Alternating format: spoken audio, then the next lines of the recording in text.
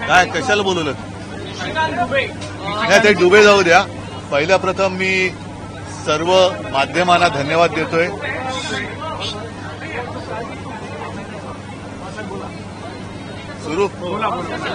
सर्वप्रथम मी सर्व माध्यमांना म्हणजे इलेक्ट्रॉनिक आणि प्रिंट मीडिया यांना धन्यवाद देतोय. याचं कारण असं की परवा महाराष्ट्राच्या मराठी माणसाच्या आनंदाचा क्षण हा तुम्ही फार चांगल्या पद्धतीने सर्वांसमोर आणलात आणि मला माहिती आहे की माध्यमांमध्ये सुद्धा त्याच्यामुळे आनंद झाला. या आनंदाला आपल्या सर्वांनी पाठिंबा दिला, शुभेच्छा दिल्या, मी तर म्हणेन ज्येष्ठांनी आशीर्वाद दिले.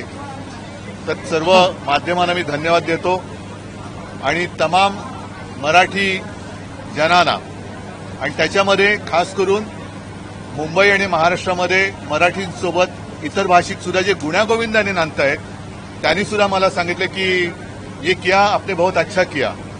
तर त्या सगळ्यांना मी मनापासून धन्यवाद देतोय. पण मराठीसाठी लढणाऱ्यांची तुलना भाजपचे नेते पहलगामच्या भाजपकडून काही विशिष्ट लोक आहेत की मराठी त्यांच्या बुडाला आग लागणं स्वाभाविक आहे. कारण भाजपचं राजकारणच तोडाफोडा आणि राज्य करा असं आहे. लोकांच्या घरांच्या होळ्या पेटवायच्या आणि त्याच्यावरती आपल्या राजकारणाच्या पोळ्या भाजायचा हाच भाजपचा धंदा हा आता संपलेला आहे. त्याच्यामुळे त्यांच्या बुडाला आग लागणं हे मी समजू शकतो. विजयोत्सव हा मराठी भाषा अस्मितेपुरता मर्यादित राहणार आहे की यापुढे राजकीय युतीसाठी तुमच्याकडून शेवटी महाराष्ट्रामध्ये मराठी ही राज्यभाषा आहेच. त्याच्यामुळे त्या भाषेसाठी जे जे करण्याची गरज लागेल महाराष्ट्रासाठी ते आम्ही करू.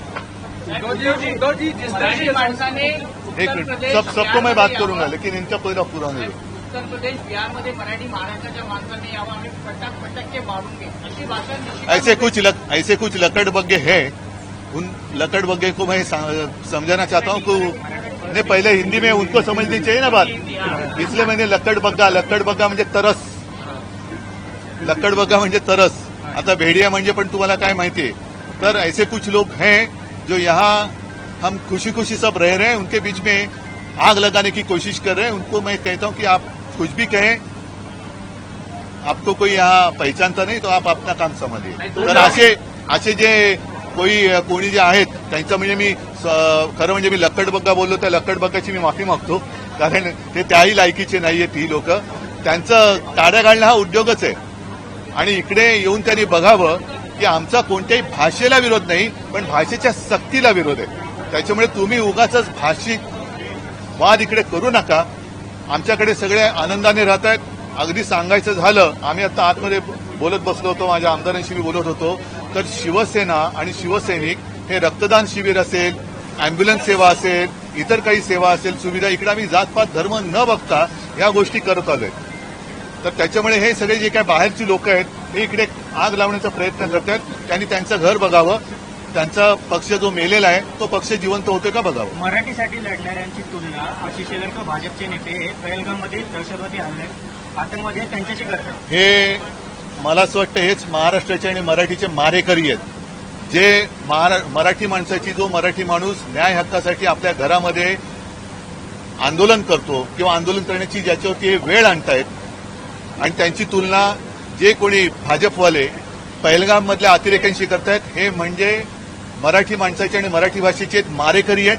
आणि या मारेकऱ्यांना मराठी माणसाने आता ओळखलं पाहिजे. हे मराठी भाषेचे मारेकरी आहेत. आणि मग जर का त्यांनी विषय काढलाच असेल तर पहलगामच्या अतिरेकी भाजपामध्ये गेले का हे त्यांनी सांगावं. मिळत कसे नाहीत. हे पहलगाममधले अतिरेकी गेले कुठे? ज्यांनी आमच्यावरती आरोप केला त्यांच्या घरामध्ये राहतात का? गेले कुठे? लाज वाटली पाहिजे की एक तर तुम्ही हिंदूंनाही वाचवू शकत नाही आणि मराठी माणसांवरती अन्याय करणाऱ्यांची तुम्ही बाजू घेता. हे असे कर्मदरिद्री लोक आपल्या महाराष्ट्रामध्ये दुर्दैवाने राज्यकर्ते आहेत, याची लाज वाटते. त्यांचं म्हणणं आहे की त्यांनी मराठी विजयोत्सवाची भाषणं झाली त्याला रडगाड झुजाली असं म्हणतात. नाही, मी त्यांची मानसिकता समजू शकतो. कारण मूळ भाजप हा मेलेला आहे. त्याचाच खून या लोकांनी केलाय. आणि त्यांचं जे काय रुदाली चालू आहे, रुदाली हा सुद्धा हिंदी शब्द आहे. त्याच्यामुळे ते जे काय ऊर बडवायला त्यांनी बाहेरच्या पक्षातले अगदी आमच्या पक्षातले सुद्धा ऊर बडवे घेतलेत, काँग्रेसचे ऊर बडवे घेतलेत, राष्ट्रवादीतले सगळे देशभर इतर पक्षातले बडवे घेतले, कारण भाजपा मेलाय. मूळ जो भाजपा होता, ज्याची शिवसेनेबरोबर युती होती, तो भाजपा या लोकांनी मारून टाकला. आणि त्याचं दुःख व्यक्त करताना जे बडवतात, ते बडवायला सुद्धा त्यांची ओरिजिनल माणसं नाहीयेत. त्यांना ती माणसं सुद्धा इतर पक्षातून घ्यावं लागतात. त्याच्यामुळे फडणवीसांची प्रतिक्रिया मी समजू शकतो.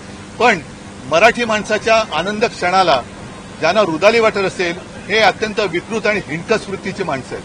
दोघे एकत्र आल्यानंतर आता अशी भाषा सुरू झालेली आहे की तुमच्याकडे जे काही आमदार खासदार आहेत ते आमच्या संपर्कात असं देखील बघा, आम्ही एकत्र आल्यामुळे मी पहिलंच म्हटलं की यांच्या बुडाला आग लागलेली आहे. त्याच्यामुळे ती बुडाची आग दाखवता पण येत नाही आणि सगळ्यांसमोर शमवता पण येत नाही. करणार काय? आशीष शेलार ये कहते हैं कि पहलगाम का हमला जैसे हुआ था वैसे महाराष्ट्र में हो रहा है. दूसरा, उन्होंने हिंदुत्व और मैं पहले एक का पहला देता हूँ. मैंने अभी जैसे कहा कि ऐसे लोग जैसे किसका नाम मैंने लिया? नहीं, पहला जो पहलगाम में जिन आतंकवादियों के साथ मराठी माणसाची ज्यांनी तुलना केली, ये तो गिरे हुए, मतलब उनकी कुछ तुलना किसी से हो नहीं सकती. और यही महाराष्ट्र के दुश्मन है, मराठी के दुश्मन है. और फिर मेरा सवाल यही है कि ठीक है, हम हमारा जो कुछ है देख लेंगे, लेकिन पहलगाम के आतंकवादी भाजपा में गए क्या? कहाँ गए? वो मिल कैसे नहीं रहे? तो शायद यही हो सकता है कि कोई कुछ भी करे और भाजपा में आता है तो वॉशिंग पाउडर भाजपा तो हाँ. और अभी नहीं इतना ही नहीं, लेकिन उनको शर्म भी नहीं आती. पाकिस्तान के खिलाफ पूरे दुनिया में आवाज उठाया. हमारे भी लोग एमपी उन्होंने वो लेके गए थे, अच्छी बात है, हमने तो समर्थन दिया था. लेकिन उसी पाकिस्तान के साथ अब खेल खेलते हुए इन लोगों को शर्म नहीं आती. हिंदुत्व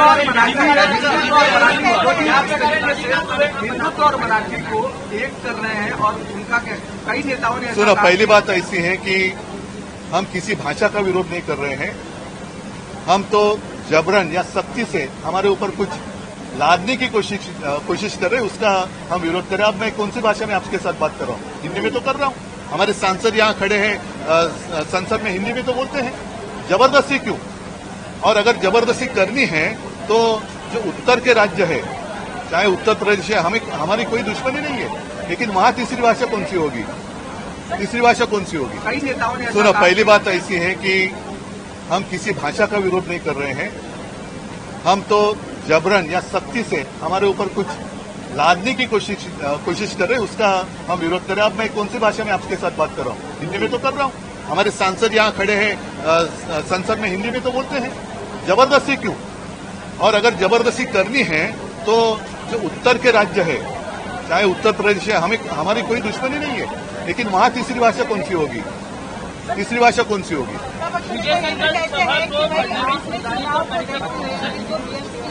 फिर उन्होंने जो जमावड़ा किया है वो नहीं, उन्होंने वो छोड़ दो. उन्होंने जो जमावड़ा किया है, सब गुनेगार और जो भ्रष्ट लोगों को इकट्ठा किया है, साथ लिया है, वो किसको देखकर किया है?